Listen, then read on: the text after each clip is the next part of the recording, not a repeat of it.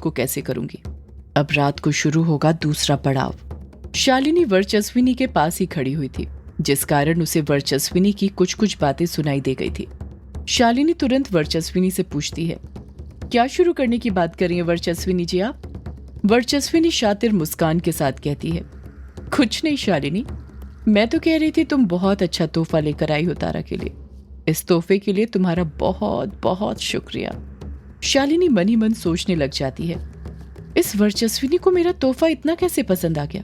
आखिर इसके दिमाग में चल क्या रहा है? वर्चस्विनी तारा से कहती है, तारा बेटी चलो हम इस मछली के जार को आपके कमरे में रख कर आते हैं, फिर आप जितना इनके साथ खेलना चाहो खेल लेना, ठीक है? तारा खुश होते हुए कहती है, ठीक है मम्मा। वर्चस्विनी मछली के जार को लेकर तारा के साथ वहां से जाने लग जाती है।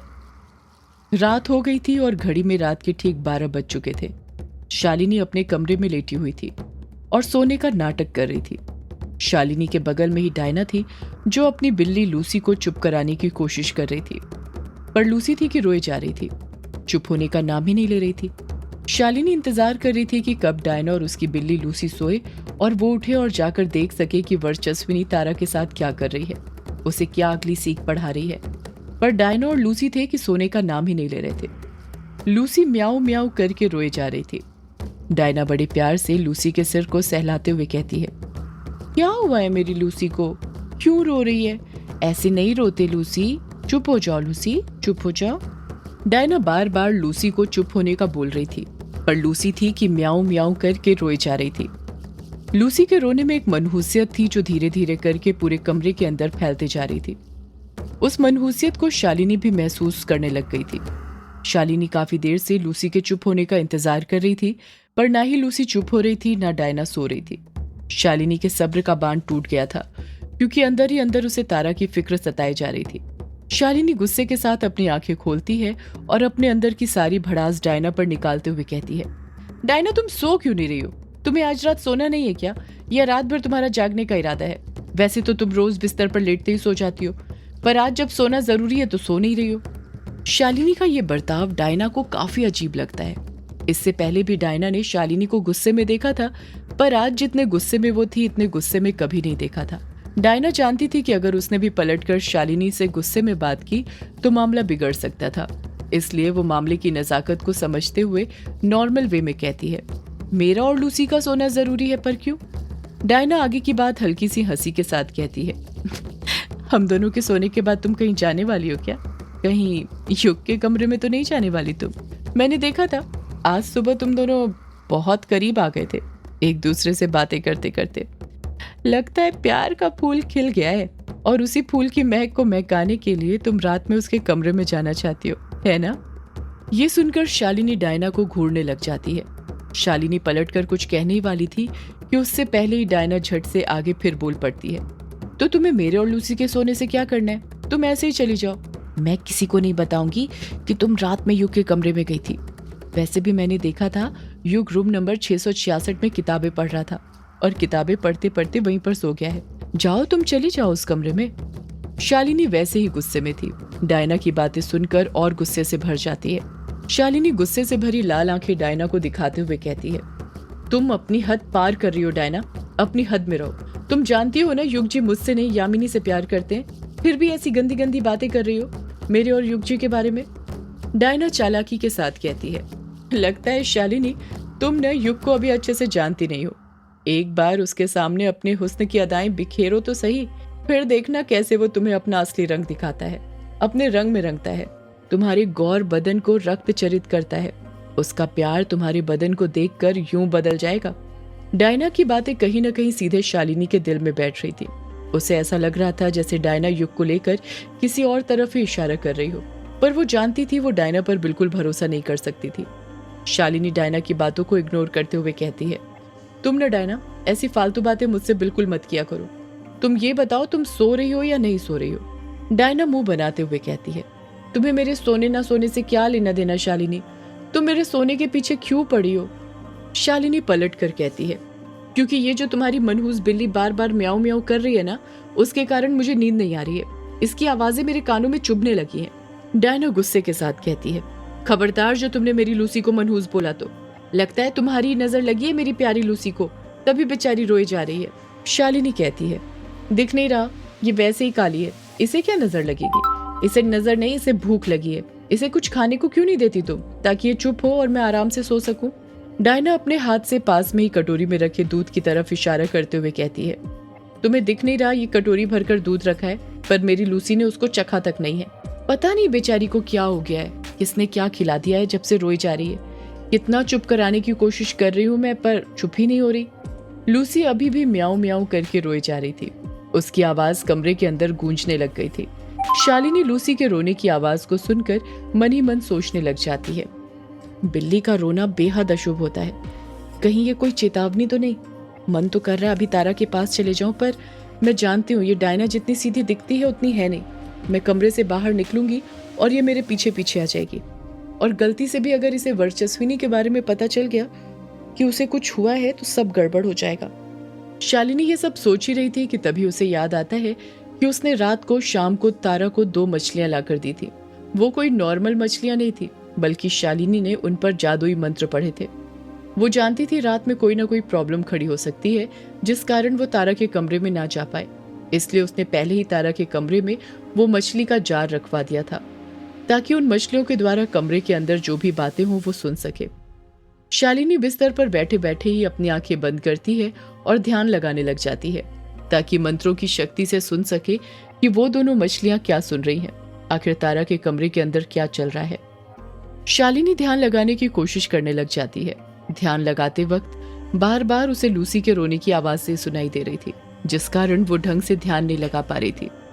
पर फिर भी वो सब चीजों को इग्नोर करते हुए ध्यान लगाने में लगी हुई थी, और उसका ध्यान लग जाता है। वो मछलियों के मुंह से पानी के बुलबुले बनाने की आवाज सुन पा रही थी। वो बुलबुले पानी की ऊपरी सतह पर जाकर फूट रहे थे।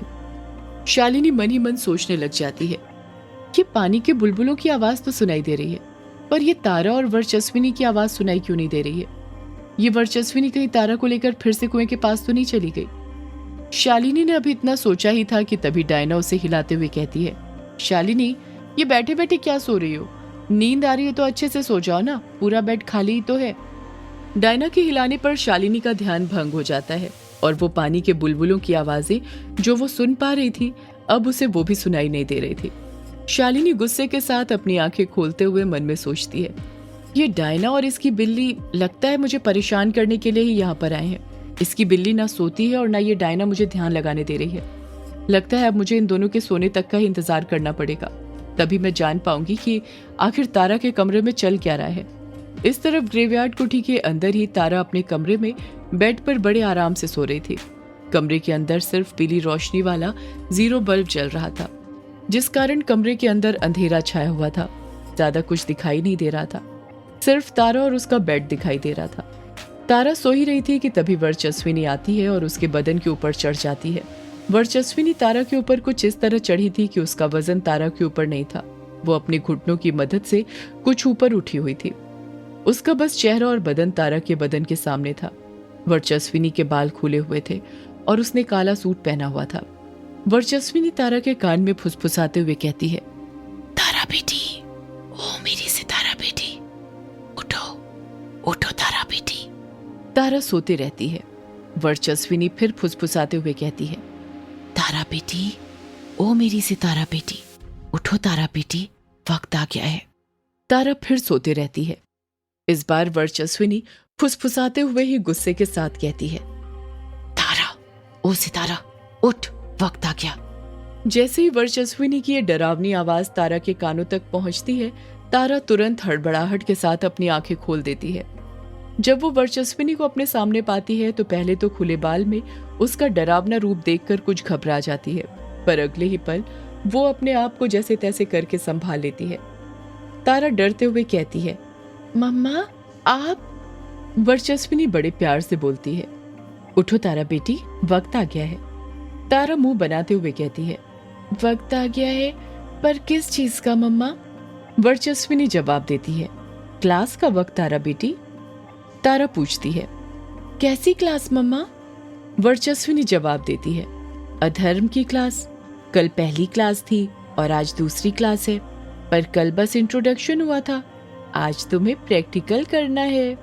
तारा हकलाते हुए कहती है, प्रैक्टिकल? कैसा प्रैक्टिकल मम्मा? वर्चस्विनी तारा के दोनों बाजुओं को पकड़ते हुए कहती है, तारा बेटी तुम उठो तो सही, मैं तुम्हें सब बताती हूँ। यहाँ बेड पर बैठे बैठे सब जान लोगी क्या? स्वामी विवेकानंद ने कहा है, उठो, जागो और भागो, और तब तक भागते रहो जब तक लक्ष्य को हासिल नहीं कर लेते।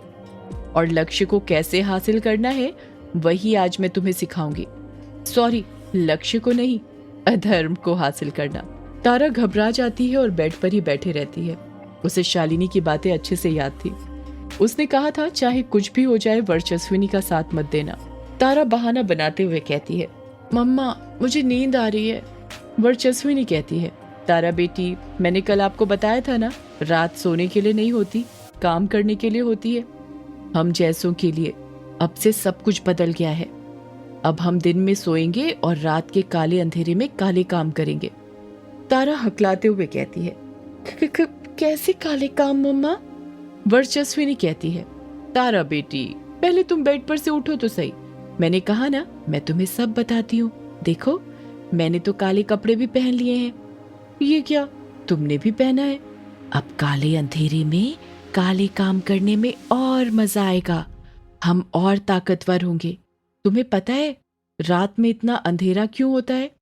तारा जवाब देती है, क्योंकि सूरज डूब जाता है, इसलिए चारों तरफ अंधेरा हो जाता है। वर्चस्विनी कहती है, नहीं तारा बेटी, सूरज डूबता नहीं है बल्कि उसे डुबोया जाता है। उसे डुबाती हैं काली शक्तियां। काली शक्तियां सूरज को निगल जाती हैं ताकि रात के अंधेरे में हम हमारे काले काम कर सकें।